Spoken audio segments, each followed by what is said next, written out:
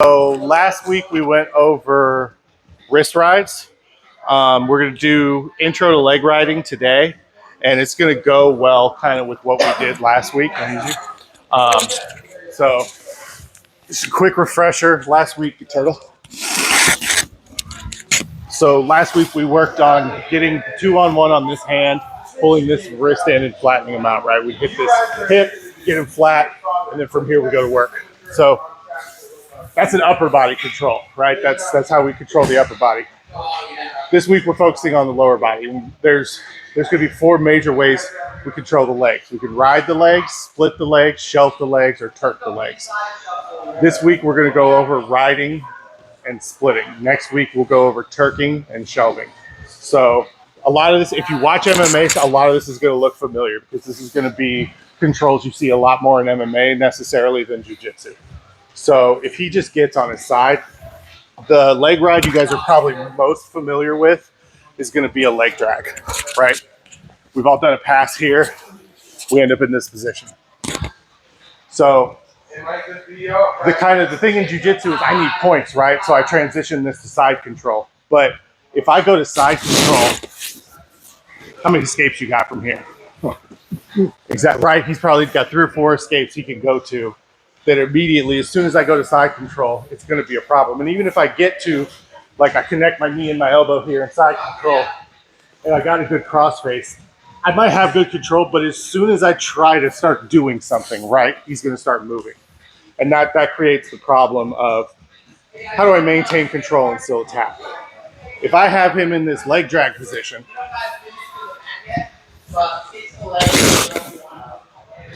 now his ability to move, especially if I take my weight and I put it on his hips, now I'll start moving around. He's got no legs, right? So every escape he's going to do is going to be predicated with him putting his feet on the ground and creating a bridge, starting creating motion. If I'm on this bottom leg, he can't put the sole of his foot on the ground.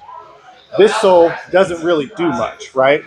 He's going to have trouble generating force. Now, so we'll start in our leg drag, and the thing I want you to think about is just as I'm on top of his legs with both of my shins, I have one shin on, and then I'm going to reinforce it by crossing this foot over, and I'm just putting my weight on him, okay? Move around a little bit.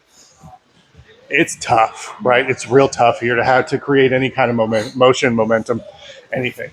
So this is going to be like your leg ride. Now, maybe he's a flexible guy. He starts to get this leg inside this pocket here, right? No big deal. I pummel on top, and I'm on top. My whole idea here is I'm going to follow what he does and keep my legs on top of him. So if he turns towards me,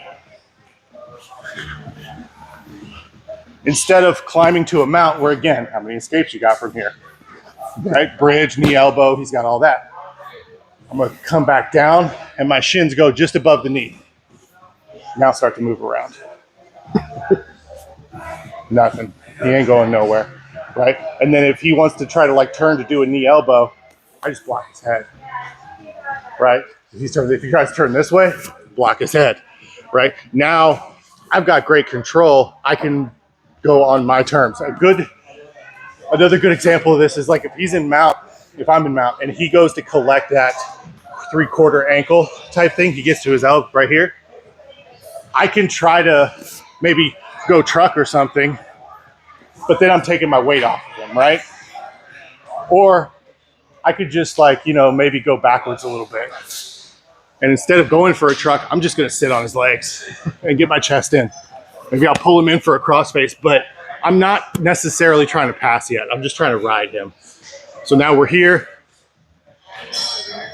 Typically, I'll be here. He's going to try to either build to this elbow, which goes into what we worked on last week. You get this wrist, pull him in, roll him over that wrist. And now if I want my claw grip, I can start to set him up for an arm triangle, or I can start to set up, if you want a back take, I can do back take. But if we're going to have the back and we're in this position, we might as well think about just hipping in and keeping him belly down. So for this first one, just get in that leg drag, have him move around a little bit. If you're sitting up, he's going to have plenty of motion. He's going to be able to get up and turn. Get your weight over his hips. Put your weight over his hips, have him move around a little bit, and then go to a mount. And instead of playing a high mount, take your shins to his knees, get his legs flat, and sit back on your hips and have him move around. Feel those controls, and then we'll start to go into setups. Okay, 1, 2.